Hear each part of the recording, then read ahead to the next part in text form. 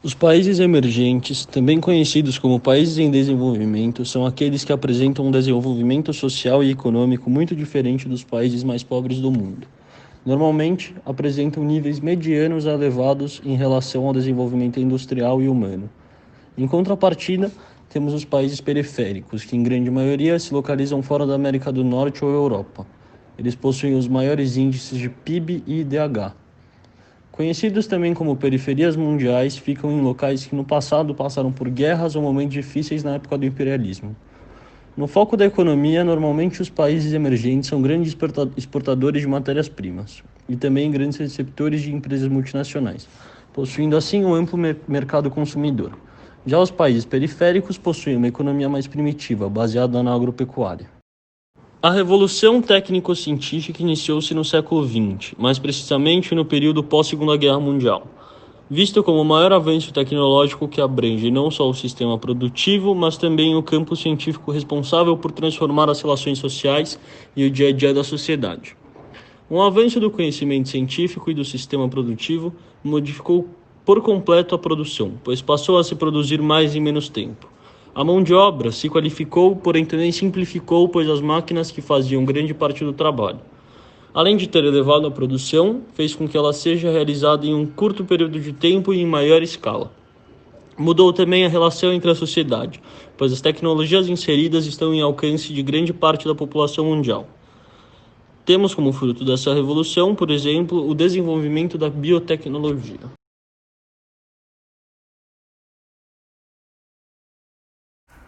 O darwinismo social é a teoria da evolução da sociedade.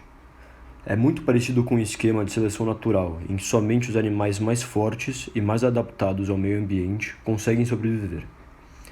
O darwinismo social acredita na existência de sociedades superiores às outras. Com isso, as que se sobressaem física e intelectualmente se tornariam governantes. As que não se sobressaem deixariam de existir, pois não são capazes de acompanhar a linha evolutiva, ou seja, esses povos menos evoluídos entrariam em extinção.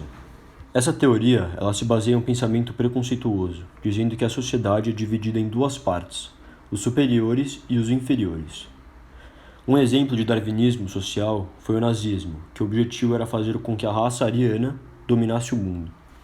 O nazismo resultou no extermínio de milhões de pessoas, principalmente judeus, negros e homossexuais. Outro exemplo dessa teoria foi no Brasil, com origem na época da colonização. Os povos europeus colonizaram os povos africanos e asiáticos, transmitindo a ideia de que os povos conquistados estavam sendo beneficiados. Assim, estes povos inferiores seriam capazes de progredir, pois teria alguém superior no comando. A teoria da evolução, feita por Darwin, sobre a seleção natural está certa. Porém, a teoria que diz que existem povos superiores e inferiores está errada. Uma prova disso pode ser alguém que sai da periferia e consegue se dar muito bem na vida.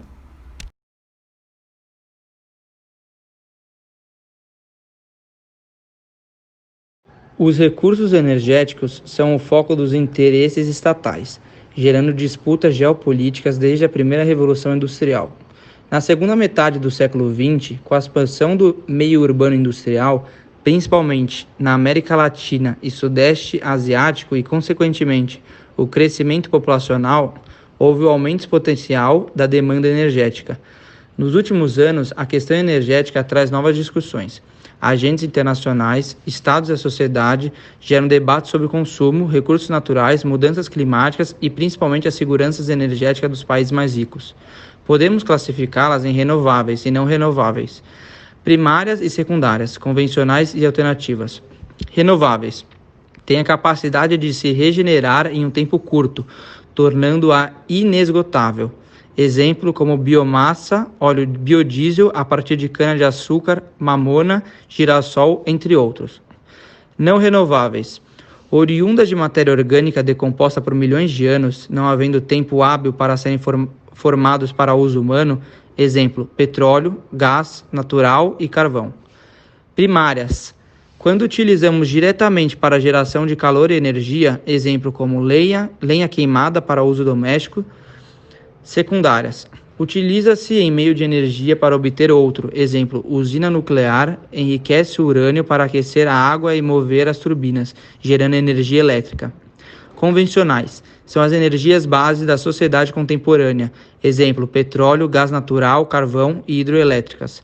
Alternativas constituem uma alternativa ao modelo energético decorrente dos últimos 2 séculos. Sua introdução diversifica a matriz de energia dos países, aumentando sua segurança e seu desenvolvimento econômico e ambiental.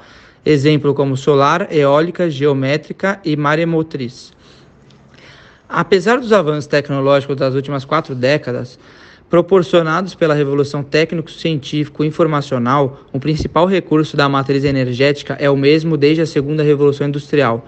O petróleo, tendo o carvão como segundo maior demanda e o gás natural em terceiro, nesse caso, apesar dos investimentos em fontes alternativas, solar, eólica, geométrica, mantém-se os combustíveis fósseis como a principal forma de obtenção de energia em nível mundial.